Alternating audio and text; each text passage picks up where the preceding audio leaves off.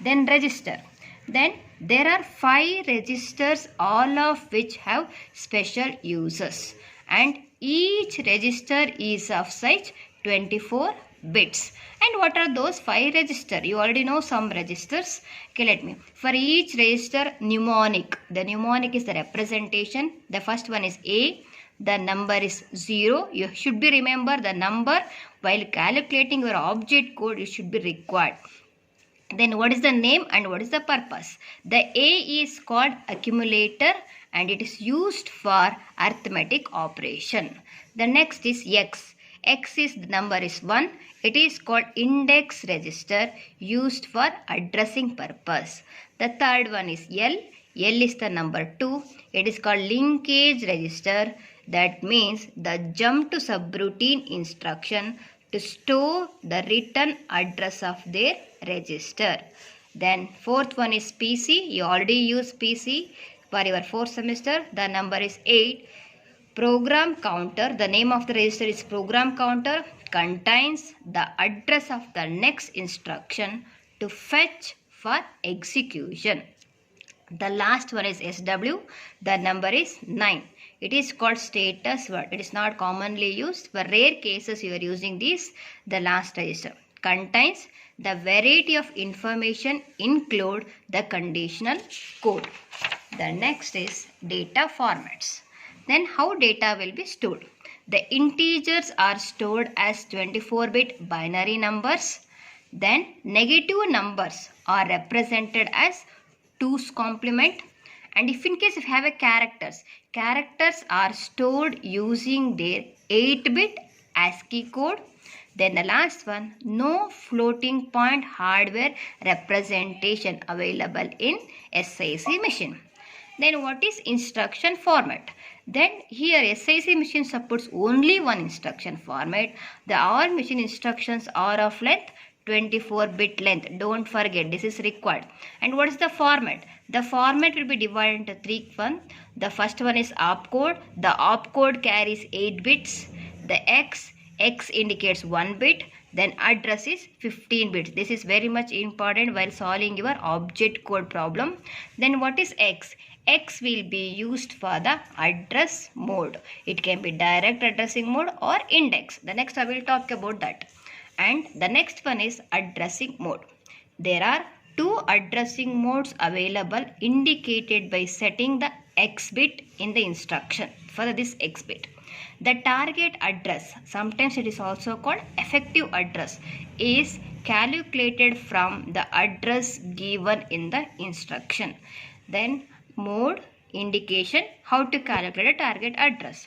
The mode is direct. The X value is 0. X is 0. It is called as what? Direct. Then target address is equal to address in the instruction. Then indexed. Then X is equal to 1. Target address is equal to address in the instruction plus you should be add your X value. X is what? Index address. Then parenthesis. This is the parenthesis. The parentheses are used to indicate the content of registers or memory location. These are the 2 types of addressing modes in SIC. Then the next one, instruction set. Then what are the instruction sets available? SIC provides a basic set of instructions that are sufficient for most simple tasks. Instruction that load, store, registers are LDA, STA. LDA for load into accumulator, store into accumulator, LDX, STX, etc. Like that you can use for your programming. Integer arithmetic operation. It can be add, subtract, multiplication or division, etc. All arithmetic operations involve register and a word in the memory with the result being left in the register. SIC disadvantage is it not support register to register instruction. Next instruction is compare. What is for compare? For comparing the value in register A with a word in memory. This instruction set a conditional code CC to indicate the result. It can be less than or it can be equal or it can be greater than. Then conditional jump instruction. Some of the instruction for jumping. Jump on less than, jump on equal, jump on greater than.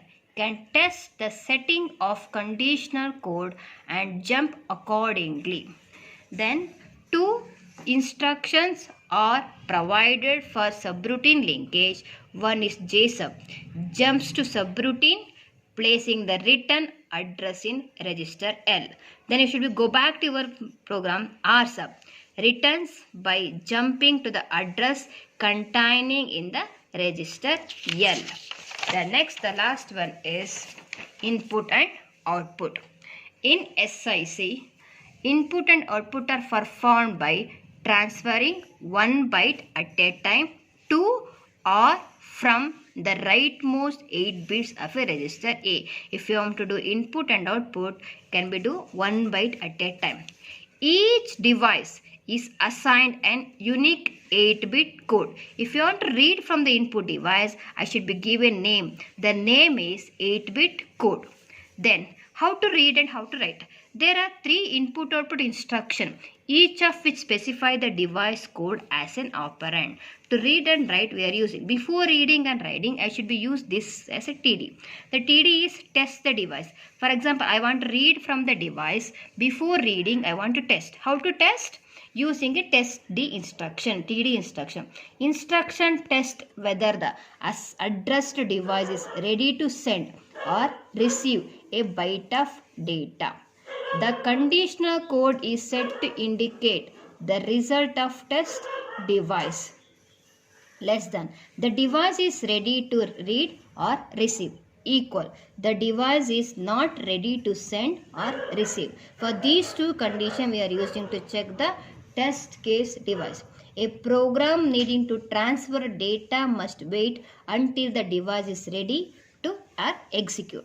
Once the device is ready, then I can read the data. Read the data by using RD instruction.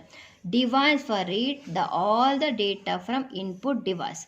Then if you want to write the data into device, you have to use write WD is the instruction for device. Write the content of data to output device. The output device also can check is it read or not. This sequence is repeated to read or write the instruction. Thank you.